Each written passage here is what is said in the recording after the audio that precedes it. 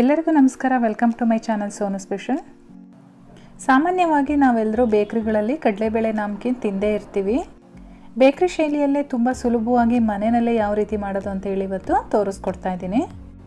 ಮಾಡೋದು ತುಂಬಾ ಸುಲಭ, ಅಷ್ಟೇ ಟೇಸ್ಟಿಯಾಗೂ ಕೂಡ ಇರುತ್ತೆ. ಬನ್ನಿ ಹಾಗಾದರೆ ಕಡಲೆಬೇಳೆ ನಾಮ್ಕೀನ್ನ ಯಾವ ರೀತಿ ಮಾಡೋದು ಅಂತೇಳಿ ನೋಡ್ಕೊಳ್ಳೋಣ. ವಿಡಿಯೋನ ಶುರು ಮಾಡೋಕ್ಕಿಂತ ಮುಂಚೆ ನೀವು ನನ್ನ ಚಾನಲ್ಗೆ ಹೊಸಬರಾಗಿದ್ದರೆ ಸಬ್ಸ್ಕ್ರೈಬ್ ಮಾಡ್ಕೊಳ್ಳಿ, ಹಾಗೆ ಪಕ್ಕದಲ್ಲೇ ಕಾಣಿಸೋ ಬೆಲ್ಲೈಕನ್ ಮೇಲೆ ಕೂಡ ಕ್ಲಿಕ್ ಮಾಡ್ಕೊಳ್ಳಿ. ಬನ್ನಿ ಹಾಗಾದರೆ ಇವಾಗ ವಿಡಿಯೋನ ಸ್ಟಾರ್ಟ್ ಮಾಡೋಣ. ಮೊದಲನೇದಾಗಿ ನಾನಿಲ್ಲಿ 1 ಕಪ್ ಕಡಲೆಬೇಳೆನ ಒಂದು 3.5 ಗಂಟೆಯಿಂದ ನೆನೆಸಿಟ್ಟಿದ್ದೆ. ನೋಡಿ ಚೆನ್ನಾಗಿ ನೆಂದಿದೆ. ಇವಾಗ ನಿಮಗೆ ಟೈಮ್ ಇಲ್ಲ ಅಂತ ಅಂದರೆ ಒಂದು 3 ಗಂಟೆಗಳ ಕಾಲನಾದರೂ ನೆನೆಸ್ಕೊಳ್ಳಿ. ನೀರನ್ನೆಲ್ಲ ಸೋರಿಸ್ಕೊಂಡು ಈ ಕಡಲೆಬೇಳೆ ನೆಂದಿರೋ ಅಂಥ ಕಡಲೆಬೇಳೆನ ನಾನೊಂದು ಕಾಟನ್ ಬಟ್ಟೆ ಮೇಲೆ ಒಣಗಾಕ್ತಾ ಇದ್ದೀನಿ. ನಾವು ಒಂದು ಅರ್ಧ ಗಂಟೆಗಳ ಕಾಲ ಹಾಗೆ ಬಿಡಬೇಕಾಗುತ್ತೆ. ನೀರಿನಂಶ ಎಲ್ಲ ಏನಿದೆ ಅದೆಲ್ಲ ಚೆನ್ನಾಗಿ ಒಣಗಬೇಕು. ಅಂದರೆ ನಾವು ಬಿಸಿಲಲ್ಲಿ ಒಣಗಿಸ್ತೀವಲ್ಲ ಆ ರೀತಿ ಎಲ್ಲ ನೀರಿನಂಶ ಎಲ್ಲ ಸಂಪೂರ್ಣವಾಗಿ ಅಬ್ಸರ್ವ್ ಆಗಬೇಕು, ಅಲ್ಲಿವರೆಗೂ ನಾವು ಬಿಡಬೇಕಾಗತ್ತೆ. ಇವಾಗ ನಾನು ನೆನೆಸಿರೋ ಅಂಥ ಎಲ್ಲ ಕಡಲೆಬೇಳೆಗಳನ್ನು ಕೂಡ ಈ ರೀತಿ ಕಾಟನ್ ಬಟ್ಟೆ ಮೇಲೆ ಹಾರಾಕಿದ್ದೀನಿ. ಇದನ್ನು ಒಂದು ಅರ್ಧ ಗಂಟೆಗಳ ಕಾಲ ಹಾಗೆ ಬಿಟ್ಟಿರ್ತೀನಿ. ಅರ್ಧ ಗಂಟೆ ಆದಮೇಲೆ ನೋಡಿ ನೀರೆಲ್ಲ ಆರ್ಕೊಂಡಿದೆ. ಇವಾಗ ರೆಡಿಯಾಗಿದೆ ನಮಗೆ ಎಣ್ಣೆಲಿ ಕರೀಲಿಕ್ಕೆ. ಇದನ್ನು ನಾನು ತೆಗೆದ್ಬಿಟ್ಟು ಒಂದು ಬೌಲಲ್ಲಿ ಹಾಕಿಟ್ಕೊತೀನಿ. ನೀವೇನಾದರೂ ಇನ್ನೂ ನೀರು ಆರ್ಕೊಂಡಿಲ್ಲ ಅಂದರೆ ಈ ರೀತಿ ಬಟ್ಟೆನಲ್ಲಿ ರಬ್ ಮಾಡ್ಕೊಳ್ಳಿ. ನಾವು ಎಕ್ಸಾಕ್ಟಾಗಿ ಅರ್ಧ ಗಂಟೆಗಳ ಕಾಲ ಬಿಟ್ಟರೆ ಈ ರೀತಿ ರಬ್ ಮಾಡೋ ಅವಶ್ಯಕತೆ ಏನಿರಲ್ಲ. ಒಲೆ ಮೇಲೆ ಎಣ್ಣೆ ಕೂಡ ಬಿಸಿಯಾಗಿದೆ. ಇವಾಗ ನಾನಿಲ್ಲಿ ದೊಡ್ಡದೊಂದು ಜಾಲರೆ ತಗೊಂಡು ಅದಕ್ಕೆ ಸ್ವಲ್ಪ ಕಡಲೆಬೇಳೆನ ಹಾಕ್ಕೊಂಡು ಈ ರೀತಿ ಫ್ರೈ ಮಾಡ್ಕೊಳ್ತಾ ಇದ್ದೀನಿ. ನಮಗೆ ಈ ರೀತಿ ಜಾಲರಿ ಒಳಗಡೆ ಫ್ರೈ ಮಾಡೋದ್ರಿಂದ ಎಲ್ಲದೂ ಕೂಡ ಈಕ್ವಲ್ ಆಗಿ ಫ್ರೈ ಆಗುತ್ತೆ. ತುಂಬಾ ಈಸಿ ಮೆಥಡು ಇದು. ಹಾಗಾಗಿ ಈ ರೀತಿ ಮೆಥಡನ್ನ ಫಾಲೋ ಮಾಡಿ, ತುಂಬಾ ಚೆನ್ನಾಗಾಗುತ್ತೆ. ನಾವು ಲೋ ಫ್ಲೇಮು ಮೀಡಿಯಮ್ ಫ್ಲೇಮಲ್ಲಿ ಇಟ್ಕೋಬೇಕು ಅಂತ ಏನಿಲ್ಲ, ಹೈ ಫ್ಲೇಮಲ್ಲಿ ಇಟ್ಕೊಂಡೆ ಈ ರೀತಿ ಫ್ರೈ ಮಾಡ್ಕೊಳ್ಬೋದು.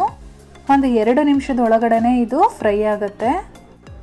ನಿಮಗೆ ಫ್ರೈ ಆದಮೇಲೆ ಗೊತ್ತಾಗುತ್ತೆ, ತುಂಬ ಲೈಟ್ ಫೀಲ್ ಆಗುತ್ತೆ ಮತ್ತು ಅದು ಸೌಂಡ್ ಬರೋಕ್ಕೆ ಸ್ಟಾರ್ಟ್ ಆಗುತ್ತೆ, ಗರಿ ಗರಿ ಅಂತ ಹೇಳ್ಬಿಟ್ಟು. ಆವಾಗ ನೀವು ಆಚೆ ತೆಗೆದ್ರೆ ಸಾಕಾಗುತ್ತೆ.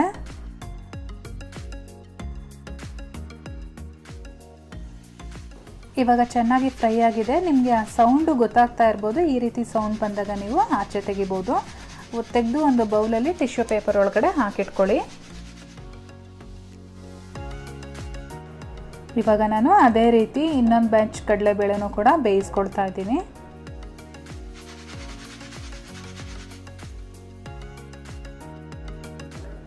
ಫ್ರೈ ಮಾಡ್ಕೊಂಡಿರೋ ಅಂಥ ಕಡಲೆಬೇಳೆನ ನಾನು ಈ ರೀತಿ ಒಂದು ಟಿಶ್ಯೂ ಪೇಪರಲ್ಲಿ ಹಾಕ್ಕೊಂಡಿದ್ದೀನಿ. ಇವಾಗ ಇದನ್ನೆಲ್ಲ ನೀಟಾಗಿ ರಬ್ ಮಾಡ್ಕೊಳ್ಳೋಣ. ಎಣ್ಣೆ ಅಂಶ ಏನಿರುತ್ತೆ ಅದನ್ನು ನೀಟಾಗಿ ಈ ರೀತಿ ಒರೆಸ್ಕೊಳ್ಳೋಣ ಟಿಶ್ಯೂ ಪೇಪರ್ ಸಹಾಯದಿಂದ.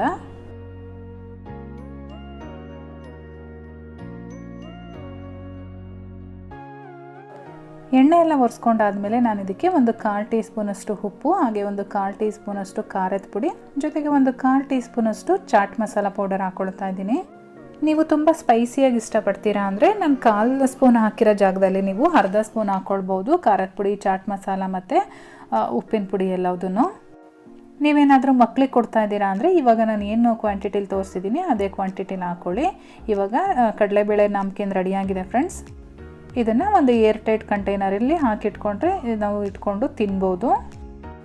ಇವತ್ತಿನ ಈ ಸ್ನ್ಯಾಕ್ಸ್ ರೆಸಿಪಿ ನಿಮಗೆಲ್ಲ ಇಷ್ಟ ಆಗಿದೆ ಅಂತ ತಿಳ್ಕೊತೀನಿ. ಇಷ್ಟ ಆಗಿದ್ರೆ ಇವಾಗಲೇ ಒಂದು ಲೈಕ್ ಮಾಡಿ, ಜೊತೆಗೆ ನಿಮ್ಮ ಫ್ಯಾಮಿಲಿ ಮತ್ತು ಫ್ರೆಂಡ್ಸ್ ಜೊತೆ ಶೇರ್ ಮಾಡ್ಕೊಳ್ಳಿ. ಹಾಗೆ ಮತ್ತಷ್ಟು ಈಸಿ ರೆಸಿಪೀಸ್ಗಾಗಿ ನನ್ನ ಸೋನು ಸ್ಪೆಷಲ್ ಚಾನಲ್ಗೆ ಸಬ್ಸ್ಕ್ರೈಬ್ ಮಾಡ್ಕೊಳೋದಂತೂ ಮರಿಲೇಬೇಡಿ. ನಾನು ಮತ್ತೆ ಸಿಗ್ತೀನಿ ನಿಮಗೆ ಇನ್ನೊಂದು ಈಸಿ ರೆಸಿಪಿಯೊಂದಿಗೆ. ಅಲ್ಲಿವರೆಗೂ bye bye, take care, thank you for watching.